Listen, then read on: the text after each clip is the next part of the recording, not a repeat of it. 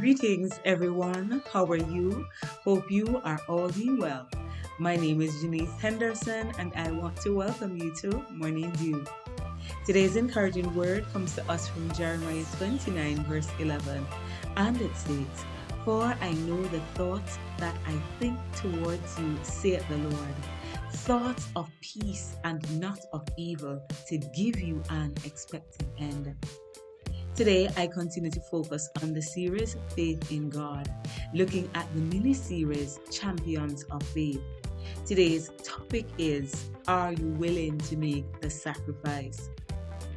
Today's champion is one such individual whom the Lord called on to make the ultimate sacrifice, and he is none other than Abraham.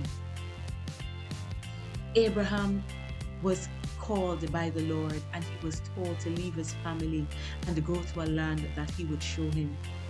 Abraham stepped out in faith, and when Abraham left, God made a covenant with him. He told him that he would bless him. He would make his name great. He would make of him a great nation, and he would be a blessing. Abraham was married to Sarah, and there was one challenge. Sarah was barren. And for years they waited on the child of promise, but God delivered. Genesis 21 verse 2 states, "For Sarah conceived and bare Abraham a son in his old age, at the set time of which God had spoken to him." Abraham was 100 and Sarah was 99 when Isaac was born. This was the seed of promise, and this child was whom they waited on for years.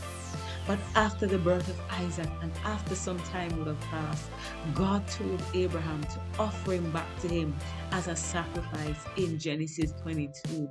What has God asked you to give up? What is it that you are holding on to that God has asked you to give up?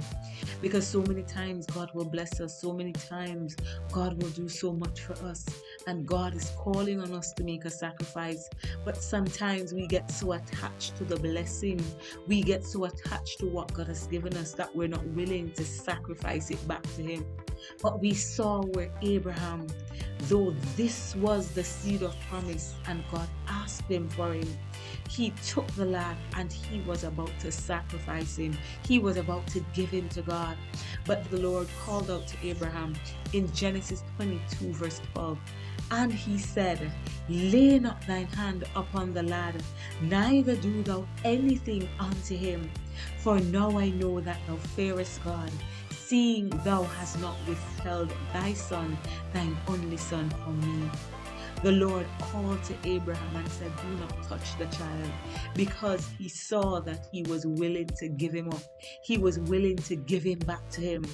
And because he was willing to give him back, God allowed a ram to be caught in the thicket, and this was what Abraham offered instead. Today I admonish you, withhold nothing from the Lord. Whatever God has asked you to give up, give it up.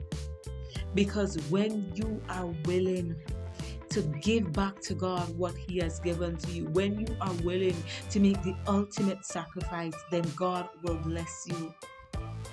Abraham's reward for the willingness to make this sacrifice is stated in Genesis 22 verses 17 to 18. And the Lord said that in blessing I will bless thee, and in multiplying I will multiply thy seed as the stars of the heaven, and as the sand which is upon the seashore. And thy seed shall possess the gate of his enemies, and in thy seed shall all the nations of the earth be blessed, because thou hast obeyed my voice. Abraham's obedience led him to these great blessings, and he was blessed beyond measure. And so it is when you are willing to make that sacrifice for God. There is no limit to what God will do on your behalf. Know that God's plans for you are good. As our focus verse states, God knows the thoughts that He thinks towards you, and these are thoughts of peace and not of evil. He has an expected end in mind. So everything that He asks you to give up, know that He has greater in store. And He wants you to get to that place where you will love Him more than anything else, where you will love Him more than the blessing, where you will love Him more than even life itself. And when you get to that state where you are sold out for Christ, when there is nothing that you would not be willing to give up, then there is nothing that God would not be willing to bless you with. So today I encourage you and I admonish you, be willing to give up everything for God. So I want to thank you for joining me today, and I invite you to join me again tomorrow for another Morning Dew. Until then, have a wonderful day. God bless you and shalom.